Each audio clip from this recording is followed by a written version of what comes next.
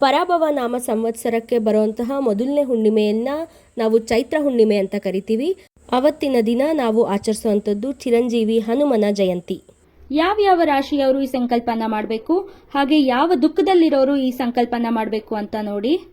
ಸಾಡೆ ಸಾತಿ ನಡೀತಿರೋ ಕುಂಭ, ಮೀನ ಹಾಗೂ ಮೇಷ ರಾಶಿಯವರು, ಷಷ್ಠಿ ಶನಿ ನಡೀತಿರೋ ಸಿಂಹ ರಾಶಿಯವರು, ಅಷ್ಟಮ ಶನಿ ನಡೀತಿರೋ ತುಲಾ ರಾಶಿಯವರು, ಹಾಗೆ ಅರ್ಧಾಷ್ಟಮ ಶನಿ ನಡೀತಿರೋ ಧನಸ್ಸು ರಾಶಿಯವರು ತಪ್ಪದೆ ಈ ವಿಡಿಯೋದಲ್ಲಿ ಹೇಳಿರುವಂತ ಸಂಕಲ್ಪವನ್ನ ಮಾಡಿ. ಹಾಗೆ ಹಣಕಾಸಿನ ತೊಂದರೆ ಇರೋರು, ಮನಸ್ಸಿಗೆ ನೆಮ್ಮದಿ ಇಲ್ಲ ಅಂತ ಅನ್ಕೊಳ್ತಿರೋರು, ನಾವ್ ಅನ್ಕೊಂಡಿರೋದು ಇನ್ನೂ ಆಗ್ತಿಲ್ವಲ್ಲ ಅಂತ ದುಃಖ ಪಡ್ತಿರೋರೆಲ್ಲ ಈ ಸಂಕಲ್ಪ ಮತ್ತೆ ಪೂಜೆನ ಮಾಡಿದ್ರೆ ಅದೃಷ್ಟ ನಿಮ್ಮ ಮನೆ ಬಾಗಿಲಿಗೆ ಬರುತ್ತೆ. ನಿರ್ವಿಘ್ನವಾಗಿ ನಿಮ್ಮ ಕೆಲಸಗಳು ನೆರವೇರತ್ತೆ.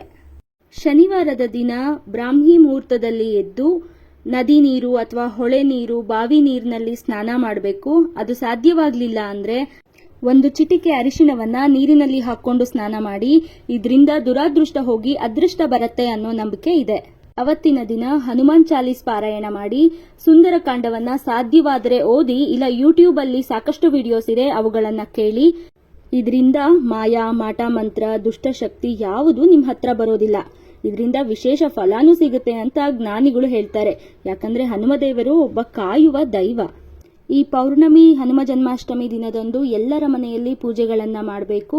ಅದರಿಂದ ಸಾಕಷ್ಟು ಪುಣ್ಯ ಲಭ್ಯವಾಗುತ್ತೆ. ಲಕ್ಷ್ಮೀ ಪೂಜೆಯನ್ನು ತಪ್ಪದೆ ಮಾಡಿ. ವೆಂಕಟೇಶ್ವರ ಸ್ವಾಮಿ ಪೂಜೆ ಮಾಡಿದ್ರೂ ಲಕ್ಷ್ಮೀ ಕಟಾಕ್ಷ ಸದಾ ನಿಮ್ಮ ಮೇಲಿರುತ್ತೆ. ಈ ದಿನ ನೀವೇನಾದ್ರೂ ಸತ್ಯನಾರಾಯಣ ಪೂಜೆ ಮಾಡಿದ್ರೆ ನಿಮಗೆ ಅತ್ಯಂತ ಶುಭ ಫಲ ಸಿಗತ್ತೆ.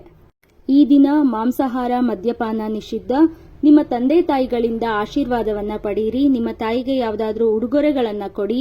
ನಿಮ್ಮ ಸುತ್ತಮುತ್ತ ಎಲ್ಲಾದ್ರೂ ಗೋಮಾತೆ ಇದ್ರೆ ಅದರ ದರ್ಶನವನ್ನ ಮಾಡಿ ಬನ್ನಿ, ಹಾಗೂ ಅದಕ್ಕೆ ಸ್ವಲ್ಪ ಆಹಾರವನ್ನ ಕೊಡಿ.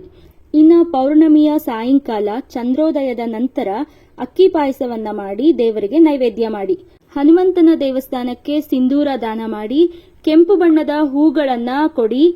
ಮತ್ತೆ ನಿಮ್ಮ ಕೈಲಾದಷ್ಟು ವಡೆಯನ್ನ ಮಾಲೆಯನ್ನಾಗಿ ಮಾಡಿ ಸಮರ್ಪಿಸಿ. ಹಾಗೂ ಎಳ್ಳೆಣ್ಣೆ ದೀಪವನ್ನ ಹಚ್ಚಿ. ಕೆಲವರು ಎಳ್ಳೆಣ್ಣೆ ಪ್ಯಾಕೆಟ್ ತಗೊಂಡು ಹೋಗಿ ದೇವಸ್ಥಾನಕ್ಕೆ ಕೊಟ್ಟು ಬರ್ತಾರೆ. ಈ ತರ ಯಾವತ್ತೂ ಮಾಡಬಾರ್ದು.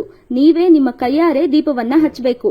ದೇವಸ್ಥಾನದಲ್ಲಿ ದೀಪ ಹಚ್ಚೋಕೆ ಆಗ್ಲಿಲ್ಲ ಅಂದ್ರೂ ಮನೆಯಲ್ಲಿ ದೀಪವನ್ನ ಹಚ್ಚಿ ದೇವಸ್ಥಾನಕ್ಕೆ ಹೋಗಿ ಹನುಮಂತನ ದರ್ಶನ ಮಾಡಿ ಬನ್ನಿ.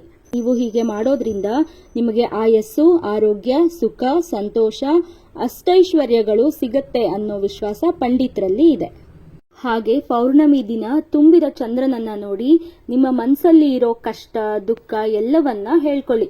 ಮುಂದಿನ ಜೀವನದ ಬಗ್ಗೆ ಒಂದು ಸಂಕಲ್ಪವನ್ನ ಮಾಡ್ಕೊಳ್ಳಿ. ಮನಸ್ಸಿಗೆ ನೆಮ್ಮದಿ ಸಿಗುತ್ತೆ. ಹಾಗೆ ನಿಮ್ಮ ಸಂಕಲ್ಪ ಪೂರ್ತಿ ಆಗತ್ತೆ.